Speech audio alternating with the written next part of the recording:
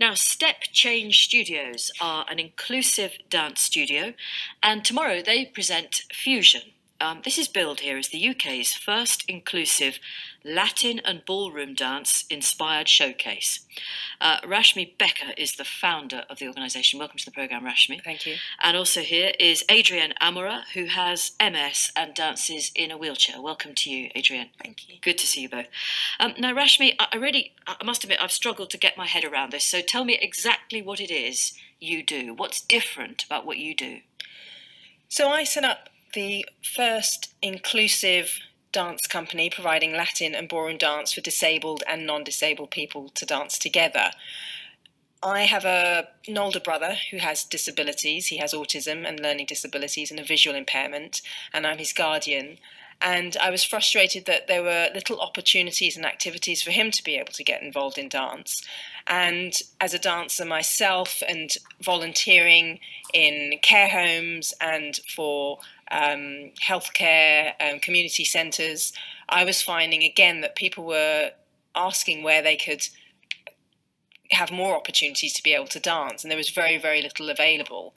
And so I set up Step Change Studios to address that gap. You just make that sound so simple. So I set up Step Change. It cannot have been that simple.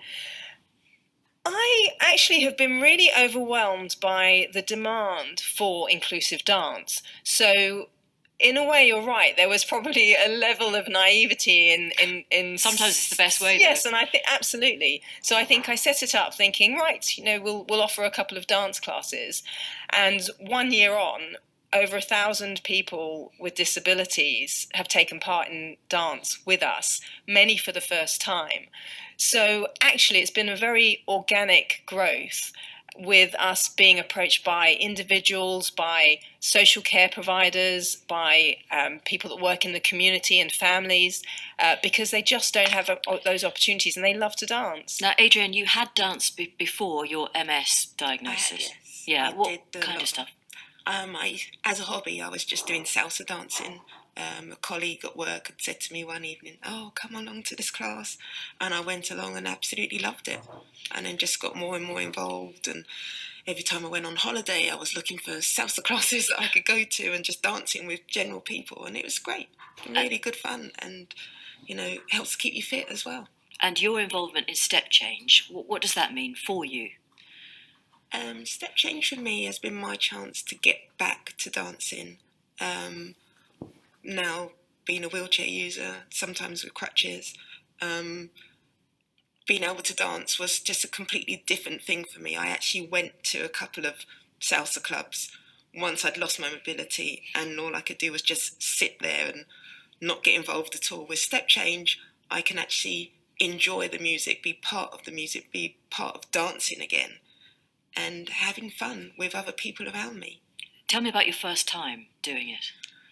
First time of going back to dancing was pretty scary, just even going along to the class, because at that time I didn't know anyone else who was going to the class, and you always kind of feel that you need a friend to go along with. So, but I went and it was great. I was worried as well that I'd get really, really tired from using my wheelchair all the time. Well, I was going to ask, because it's a very different discipline, isn't it? Very different. There's a lot that you have to focus on, a lot of remembering, very different from the salsa I did before, because obviously you're dancing with a partner, and they were leading, so you were, relying on them to tell you what to do next. Now, the dancing that I've been doing more recently is more independent, so it's on me to remember what to do next and spin myself around. Forgive my ignorance here, but when you're dancing in a wheelchair, are you partnered with somebody else who's a wheelchair user, or? We have been partnered, and we've been sort of linking arms to spin around and things like that. So sometimes it's on your own, sometimes it's with partners. So Latin and ballroom, is there anything about those forms of dance that lend themselves to wheelchair users? Rashmi, can you tell me how that works? Well, I think what kicked that off is that being involved in Latin dance and ballroom dance myself, I was surprised by how exclusive it was.